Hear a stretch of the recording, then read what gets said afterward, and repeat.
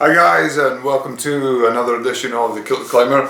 Bit of a strange post today.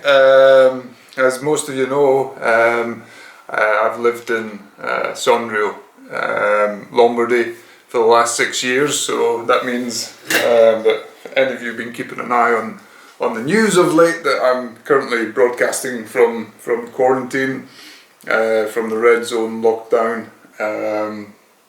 Yeah, so I thought I'd just give you a little update, tell you I'm still alive, and tell you how things are going here. It's a difficult one to answer, to be honest. Yeah, so I'll start from the beginning. So a couple of weeks back, I popped over to Istanbul for a couple of weeks in Turkey. My girlfriend lives there. Before I left, the situation was I don't know, people were aware of it. People there'd already been the first few cases here, but nobody was worrying excessively.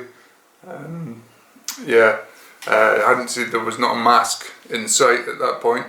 And yeah, I got over to Turkey and things kind of kicked off. There was a little bit of a talk of a lockdown by that point. 10 of the villages in Lombardy, 10 or 11, I think had already been locked down by then, placed under quarantine, but not Sondrio where I live. And then, yeah, just towards the last few days in Turkey, things started picking up a little bit, if that's the right choice of phrase. There were a lot more deaths here, particularly here in Lombardy, and I was starting to wonder whether I'd be able to fly back or not. Luckily, it did manage, or unluckily, depending on how you look at it, I did manage to get a flight back here. And when I landed, yeah, it was apparent from the off that things were, I was coming back to a very different world from the one I left. At the airport, we were, everyone who got off a plane was tested by medics. I think, I'm not entirely sure what they were doing. I think they were just taking our temperature. But then I had to take a shuttle bus into Milan. There were about 6 people on the shuttle bus, and then I had to take a train back to Sondrio. I had the carriage to myself on the train. And then I arrived here.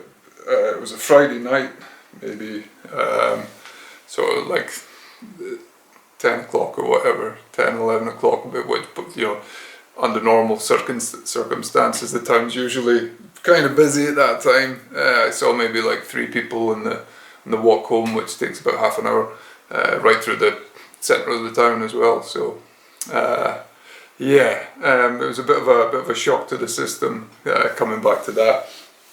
And yeah, so other things since then. Yeah, nonetheless, in the following days, Sondrio still wasn't in the quarantine zone at that point. We weren't in a red zone. So the next day, actually, I went climbing with a couple of friends. That night, we went out for dinner in a nearby town called Tirana, which is about, I suppose, about 10 miles that way. And we were in a restaurant eating pizza, casual. Nobody was really too concerned. Nobody was wearing a mask. Nobody had any hand sanitizer or anything like that. And yeah, the restaurant was open, which is, yeah, pretty much says everything. None of the restaurants are open now. Then the following day, we got up early. We went. By that point, overnight they put in place the restrictions on movement in the valley. They closed the ski slopes and all the ski stations. They closed all the gyms, and they'd started advising, but they hadn't actually officially put in place any legal restrictions against social gatherings and so on. So we took off to the mountains. We thought, okay, mountains is a safe place to be.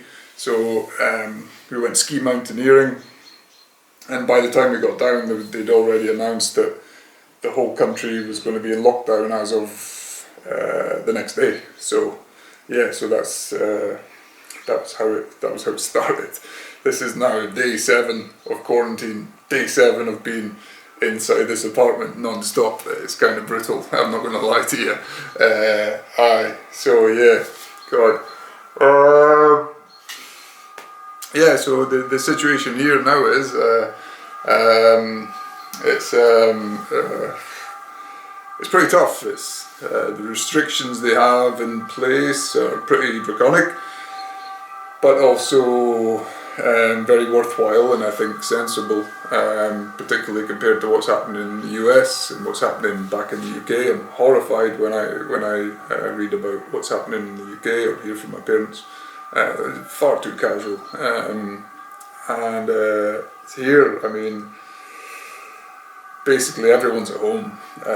If you have to download and then have signed by the appropriate authorities a form stating why you're leaving your house. If you don't have that form, the police can automatically fine you €200.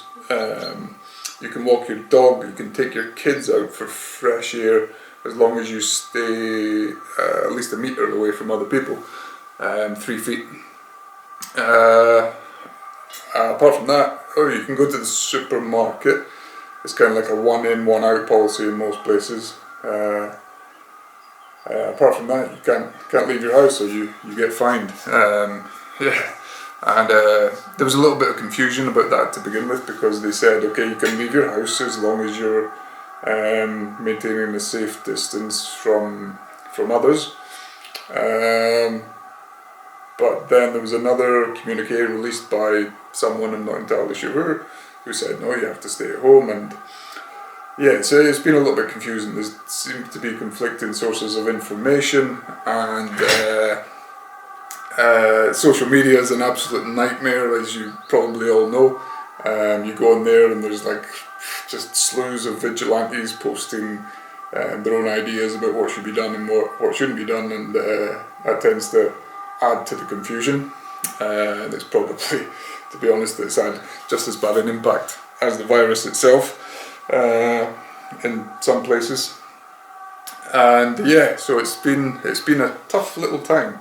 I'm not the most how would you say, social animal out there. I do spend a lot of time on my own, but not having the option to go out and socialise it's been pretty rough. It's massively claustrophobic, being stuck in the house all day. Yeah, I managed to pop out to the supermarket the other day, and that was an experience in itself. And yeah, I thought that would maybe give me like a little bit of relief from being stuck in the house, but it didn't really. I was just nervous the whole time. Not so much. I'm aware that I'm a young guy, healthy and stuff. If I caught the virus, I'd probably be okay. But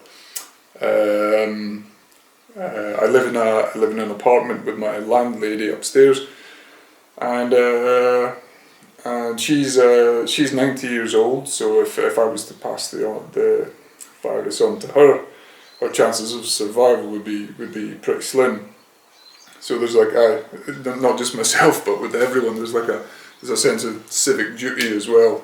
Like I said, for some people it's gone beyond that, and they've become vigilantes, and that's definitely not helpful. We had people taking photos of other people wandering about in town, and who knows where they're going. You know, they maybe have a good reason to be walking, and posting that on social media, like naming and shaming, which is just like so uncalled for.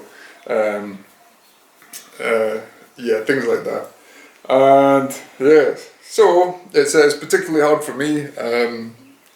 Can I say that? Is it particularly hard for me? I'm finding it particularly hard, because, as I probably mentioned in a few previous videos, I have bipolar disorder, and one of my biggest coping mechanisms is exercise and fresh air.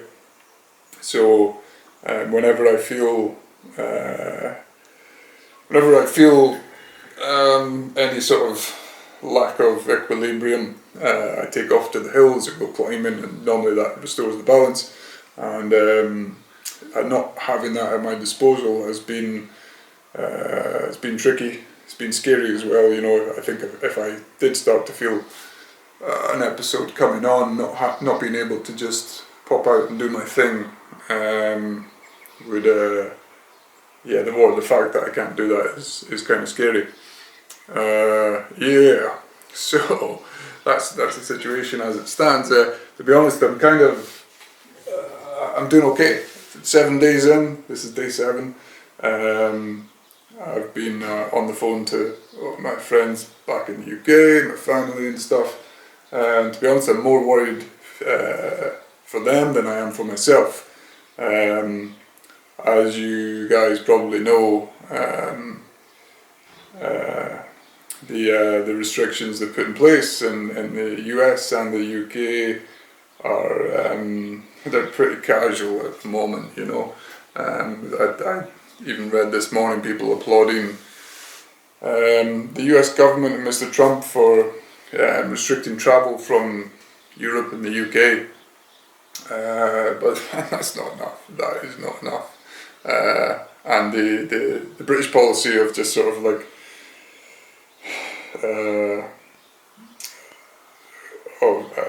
the lack of containment in the British policy just beggars belief. I think if anyone from the UK who's responsible for the policy making had been over here to Italy and seen what's happening, they'd have a change of tack pretty quickly.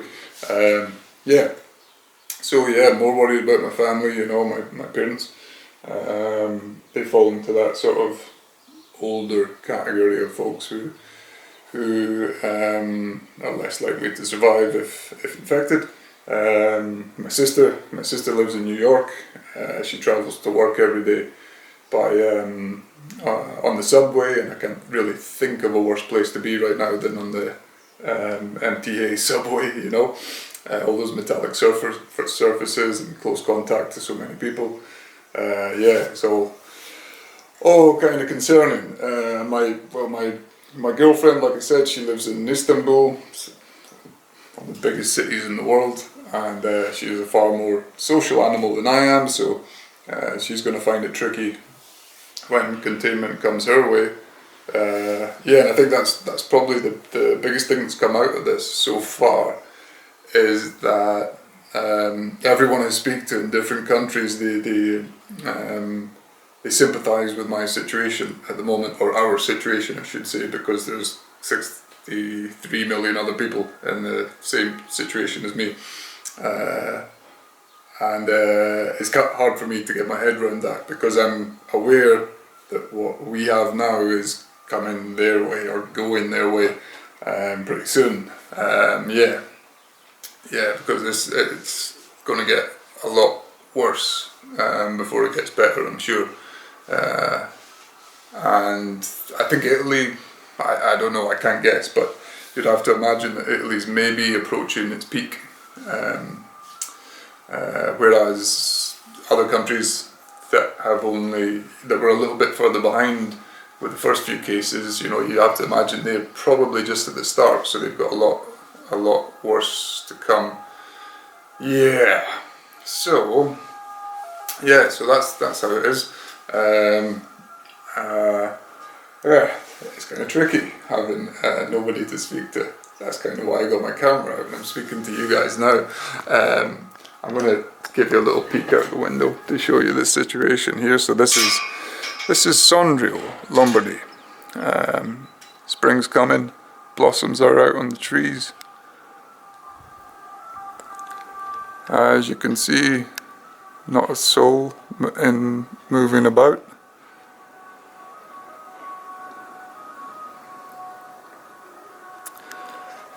Snow in the mountains. We've had a couple of really beautiful days recently, and that has been particularly hard for me. I just wanted to throw on my climbing shoes and get out there and get something done, but it's been impossible, obviously. They closed all the crags. They've actually closed off with blockades the roads going up into the valleys, just in case anyone decides to go and do any mountaineering. Yeah, so it's home or nothing at the moment. Yeah, it's tricky. It's weird. Everything's become, how would you say? It has taught me to value the little things. Like I pop out into the garden now and then and just seeing like the blossoms on the tree that I just showed you. It was, I don't know, seeing them after a couple of days, like wow, it's a miracle. Little things like that. The other day when I was heading to the supermarket,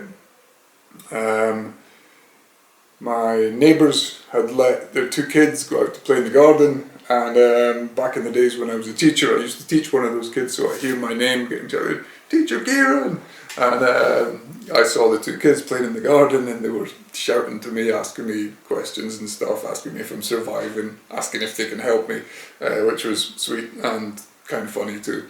And yeah, it was just amazing to see humans after all this time. Yeah. That's kind of how it is. Things take a very, very different perspective after a few days on your own, and with obviously with all the troubles that are rife elsewhere. Yeah, it's that's I think the thing that has helped me do so well thus far has been switching off from social media and so on. I mean, one of the hardest things is seeing people making light of it, and I don't understand how people can be so insensitive when I mean the death tolls are already astonishing, you know.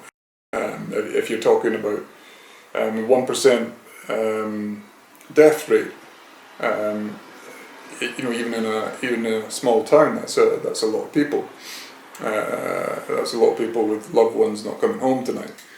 And here, I mean, Italy had on Thursday 250 people in a single day.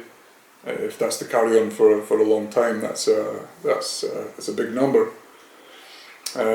Yeah, so scary times, but hanging in there for now. I'm going to turn off just now. I've probably talked your arses off just because I've had no one to speak to for quite a while. I'm going to upload another video in a couple of days, tell you guys I'm still alive, if I'm still alive. Shit, I shouldn't say that. Let's touch some wood. Okay, I've touched some wood. Yeah, anyway, I hope all of you are staying very safe, washing those hands, social distancing as is appropriate, and yeah, we'll catch up with you soon. Cheers guys, bye bye.